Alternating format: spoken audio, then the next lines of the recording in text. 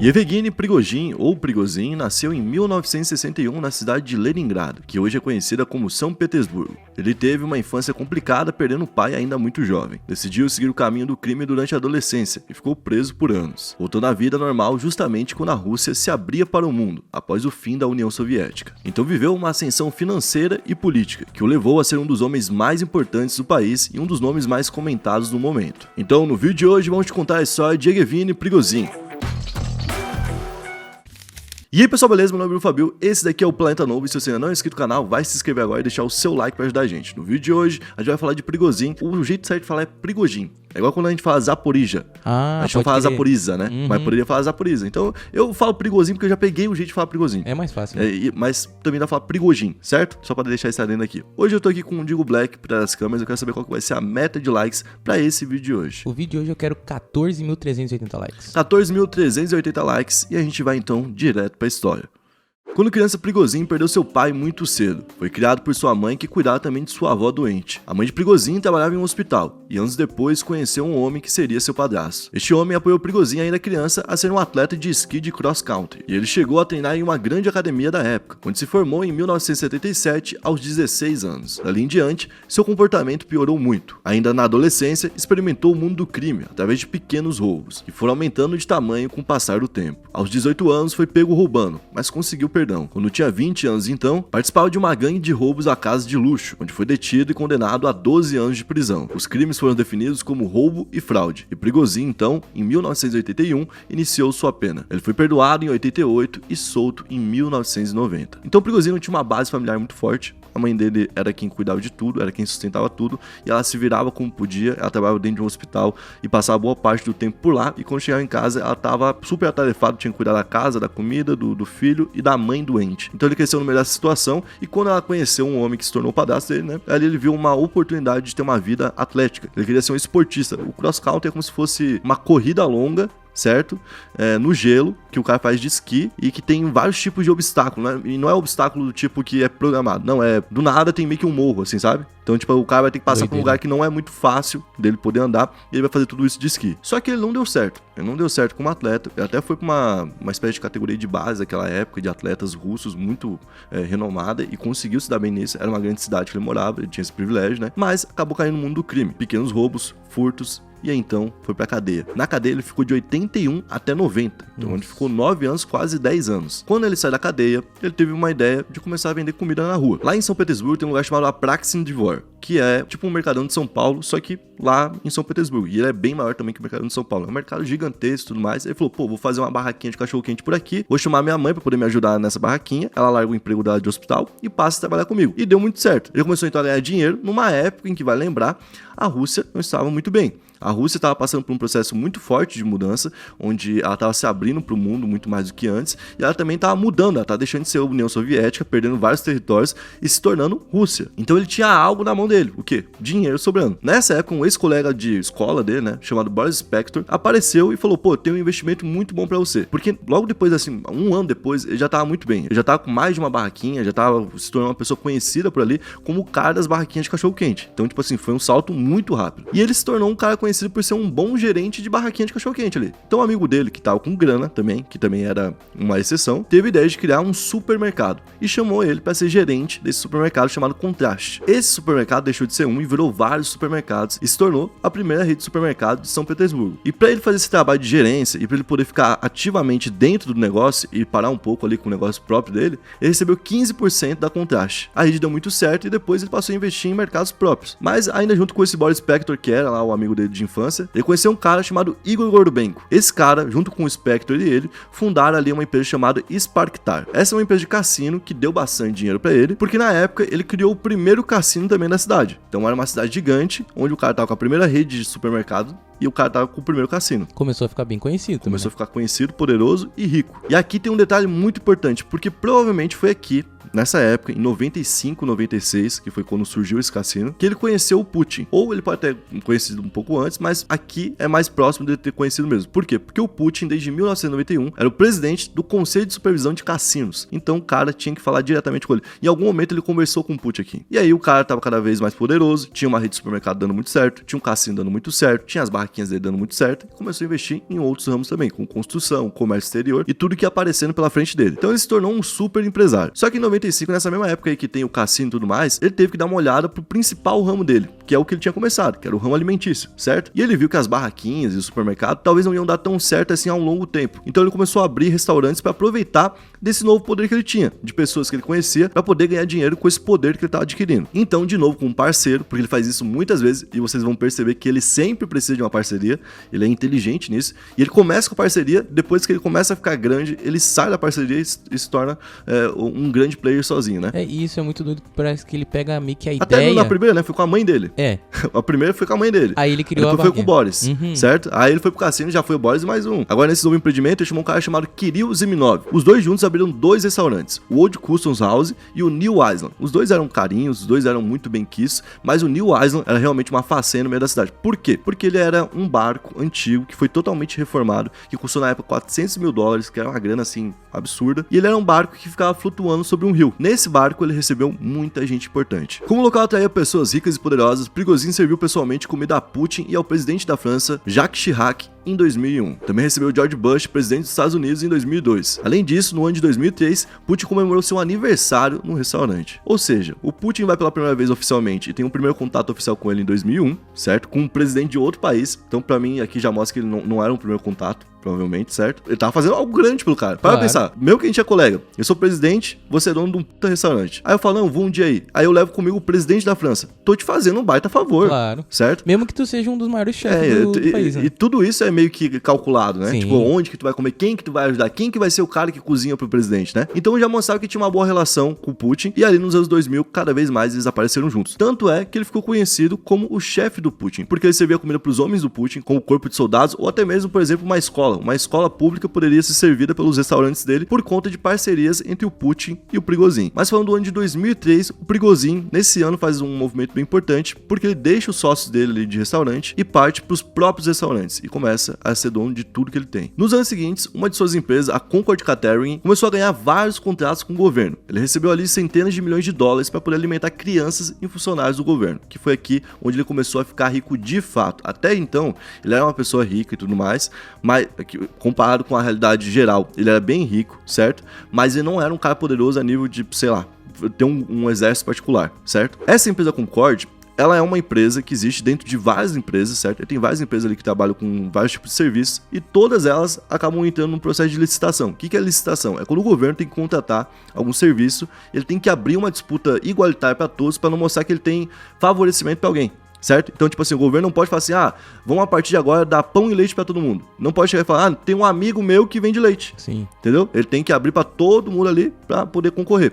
E aqui, as empresas dele entram nas licitações e quase sempre saem vencedoras. Só pra vocês terem uma ideia de como isso funciona. Em 2012, ele recebeu um contrato no valor de 1,2 bilhões de dólares para fornecer refeições a militares russos. Ou seja, o cara faturou 1,2 bilhões com comida. Pô, é algo que, se você parar pra pensar, talvez você pode contratar uma empresa pra isso. Ok. Mas talvez até o próprio exército poderia estipular uma outra forma, tá ligado? De fazer isso e poupar gás. Tipo, né? O exército mesmo cozinhar, né? Entendeu? Porque aqui você tá terceirizando, mas será que foi lucrativo pro exército? Sim. Então, essas questões que tem quanto a essa parte de enriquecimento dele. Porque ele realmente conseguiu conquistar essas licitações, né? Que teoricamente seriam disputas, mas como que ele conseguiu elas? Foi com influência? Foi com o contato próximo que ele tem ali do Putin? Então ele se tornou poderoso e em vez dele falar, pô, tá bom, eu já sou o cara que serve a Rússia inteira, né? Na alimentação, vou ganhar um dinheiro do caramba aqui. Ele falou, não, já que eu tenho contato agora do exército, vou aproveitar pra ganhar dinheiro também com ele. Nessa época aqui, em 2012, quando ele assina esse primeiro contrato ali com o exército, ele tem uma mudança de vida muito drástica. Ele vai morar numa casa que é espetacular, ele passa a ter um iate de 115 pés, ele tem um carro luxuoso, ele tem um salto de qualidade na vida dele, tanto dele quanto da família dele. E pra mostrar como ele nunca foi um cara assim, tipo, politizado, digamos, ele é um cara politizado, ele tem opiniões políticas, ele é considerado até um cara mais inteligente que o Putin, mas só que ele é um cara que não se deixa guiar pelo lado político dele. Ele não pensa o seguinte, pô, eu gosto do Putin, então custe o que custar, eu vou apoiar ele, entendeu? Se ele vê que ele vai perder, principalmente dinheiro ou poder apoiando o Putin, ele vai pro outro lado. Então ele é um cara, inclusive, que muitas vezes ele é populista no que ele faz. E ele é populista também sempre visando lucro. Se ele tiver que fazer algo que seja antipopular, que seja impopular pra ganhar dinheiro, ele vai fazer. Entendeu? Então acho que é muito essa parada dele desfazer a sociedade. Porque ele via que ele só ia ganhar até um teto, aí ele pegava e saía da galera e falava assim... Ele devia ser muito charmoso, devia ser um cara muito legal com as pessoas, sabe? Tipo assim, do tipo, de abrir portas, todo mundo sorrir, opa, vamos fazer negócio, tal. Opa, agora não precisa mais de você, solta sua mão. Tipo entendeu? Isso. Ele sempre foi um cara assim. Tanto é que o vício dele no lucrar é tão alto que o próprio serviço que ele oferece pro governo muitas vezes é contestável. Como, por exemplo, em um caso que aconteceu em 2019, onde um monte de criança começou a ter diarreia por conta da comida que tava comendo ali em Moscou, nas escolas de Moscou onde ele servia comida. Além disso, cara, para poder conseguir dinheiro, ele usa várias pequenas empresas, como a gente falou, para poder fechar contratos, como em 11 de dezembro de 2018, onde uma empresa chamada LLC, que não seria afiliada à Concorde, que é a empresa dele, teoricamente, recebeu mais de 2,5 milhões de rublos por um banquete. Certo? Então uma grana enorme por um jantar só. E aí ele falou, não, isso aqui é absurdo, mas não tem nada a ver comigo. Quando foram ver os dados, todos ali da empresa eram exatamente iguais aos dados da empresa dele, inclusive com endereço, telefone e tudo mais. Então, enfim, com contato direto no governo, dinheiro, influência, várias licitações e com contato diretamente dentro do exército, surge em 2014 uma oportunidade de negócio para ele, o Grupo Wagner. Fundado em 2014, o Grupo Wagner é uma empresa privada, mas suas operações sempre foram interligadas com governos, como quase sempre o russo. É uma empresa que captou principalmente veteranos e ex-membros das Forças Armadas Russas. Por 8 anos, Prigozhin negou participar do grupo, mas em 2022 assumiu ser seu criador e disse que o grupo só surgiu para apoiar a causa russa na guerra de Donbás contra a Ucrânia que aconteceu em 2014. Ele ainda disse que o grupo se mostrou útil ao governo e foi convocado a atuar em outros países. Ao todo, hoje, o grupo está em 30 países e 4 continentes, sendo Ucrânia, Europa, na África, o Sudão, país rico em mineração e que recebe apoio russo através do grupo para manter a exploração desses materiais. Na América Latina, tendo a Venezuela, inclusive fazendo missões de proteção ao presidente Nicolás Maduro. E na Ásia, o Sri Lanka, onde fazem serviços através de outras empresas. Ou seja, a gente vê que é um grupo que se expandiu, está em 30 países,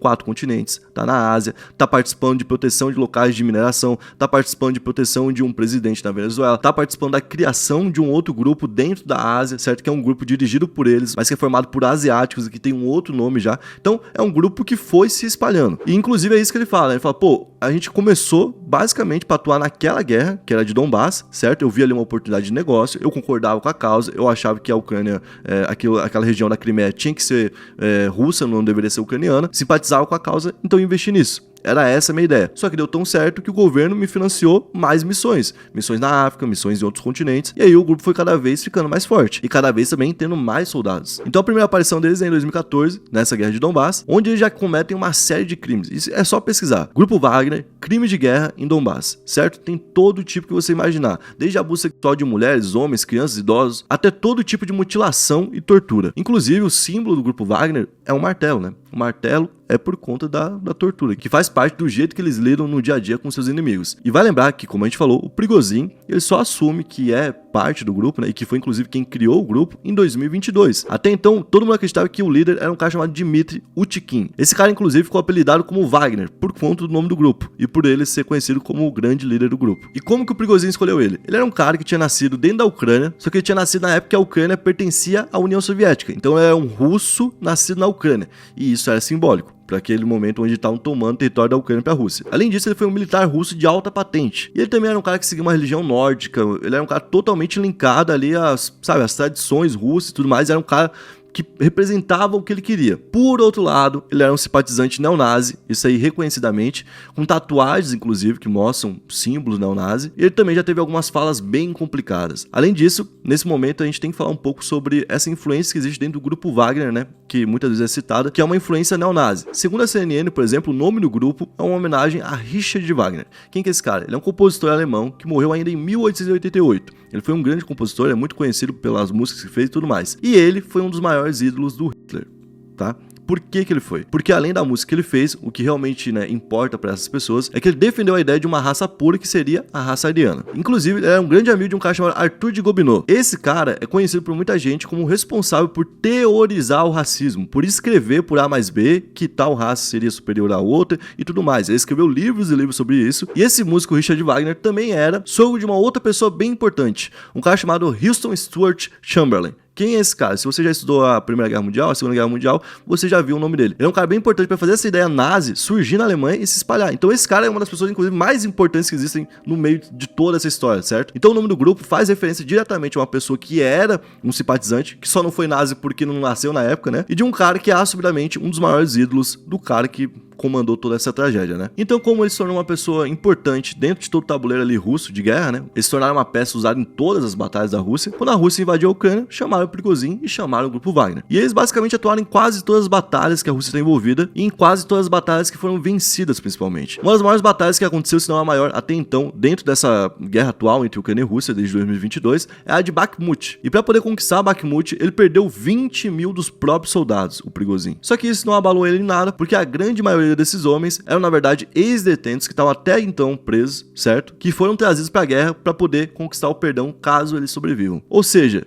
ele impediu que muitos russos que não estão nas ruas, certo, morressem, teoricamente, colocando presos para poder morrer, e isso também tornou ele mais popular. Ele já é um cara popular, como eu falei, hoje ele é um cara populista, ele busca falar o que o povo tá pensando, e ele inclusive faz reclamações desde o início da guerra, falando que falta bala, falando que falta uniforme na época do inverno, falando que faltava comida, falando que faltava combustível, e ele sempre se coloca como um cara que representa quem tá combatendo, quem realmente tá na guerra. E o que isso complica a imagem do Putin? Porque o Putin lidera a Rússia de dentro de um gabinete, de dentro de um escritório. Esse cara, ele aparece onde acabou de cair um míssil. Esse cara aparece onde acabaram de conquistar um local, certo? Ele tá lá dentro. Então, tipo, a imagem dele vem crescendo cada vez mais como uma liderança militar pra Rússia no momento de guerra. Então é por isso que ele se tornou tão importante na Rússia. Porque ele tem influência dentro do governo, influência muito forte, e porque ele fala no momento o que boa parte da população quer ouvir. Mas mesmo assim, o Prigozhin vai continuar tendo cuidados com o Putin. Por quê? Porque ele sabe, no final das contas, que quem deu todo o poder pra ele, basicamente, foi o governo da Rússia, certo? Quem financiou todo esse projeto gigantesco de um exército particular foi o governo da Rússia. Então, se o governo da Rússia também quiser pisar em cima dele, ele vai ter um problema, obviamente, porque muita gente já simpatiza com ele, como eu falei, mas o governo russo provavelmente vai conseguir fazer isso. Então, ainda, teoricamente, não é o momento dele bater de frente com o governo russo, certo? É melhor ele conquistar de vez, já que ele tá conseguindo fazer isso no momento, é melhor ele conquistar os russos do que duelar com os russos. E deixar o governo ficar mais enfraquecido, né? Exatamente. Qual que é a corrente de agora? Qual que é o caminho óbvio daqui pra frente? É o Putin ficar cada vez mais fraco e ele ficar cada vez mais forte. E onde que ele está no momento? Vai lembrar, ele invadiu a Rússia recentemente, agora, poucos dias atrás, estava em direção a Moscou com protestos por conta da guerra, né? Teve que ser feito um acordo que foi mediado ali pelo Lukashenko, que é o presidente da Bielorrússia, e por conta disso, ele foi enviado pra Bielorrússia e é onde ele vai morar daqui pra frente. Só que, do nada, depois que ele foi pra Bielorrússia, depois do acordo, o Putin falou, bom, não vou poder considerar um crime que ele fez aqui, apesar de ser uma traição óbvia que ele cometeu, mas então vamos investigar como que essas empresas dele estão faturando, porque eles receberam 2 bilhões de dólares da Rússia no ano passado, sendo que ele é o presidente, né? Tem esse detalhe. Mas, eles receberam 2 bilhões de dólares da Rússia no ano passado e vamos ver se eles roubaram alguma coisa, se algo foi desviado, se algo foi dado a mais, vamos ver. Não, isso é coisa de doido. Cara, é cobra mordendo cobra, a situação é feia. Porque, mas... tipo, foi o... Que nem a gente tá falando desde o começo, foi o Putin que deu esse dinheiro pra ele, mano. Tipo, é porque é foda. Cadê Para o dinheiro pensar. que eu te dei? Tipo o isso. Putin fazendo toda essa mão pra ele, pra no final o cara fazer isso. Lógico. Aí o Putin fala, pô, eu sei muita coisa dele. É verdade. Eu não sei se eu falo, porque me envolve, mas... Se tu não voltar, eu vou falar. Nem que eu me foda. Então, basicamente, esse foi o vídeo de hoje. Eu espero que vocês tenham gostado da forma que a gente abordou o tema. Se você curtiu, você vai deixar o seu like, se inscrever no canal e comentar uma outra pessoa que vocês querem ver a gente contando a história por aqui. Tamo junto, valeu, é nóis.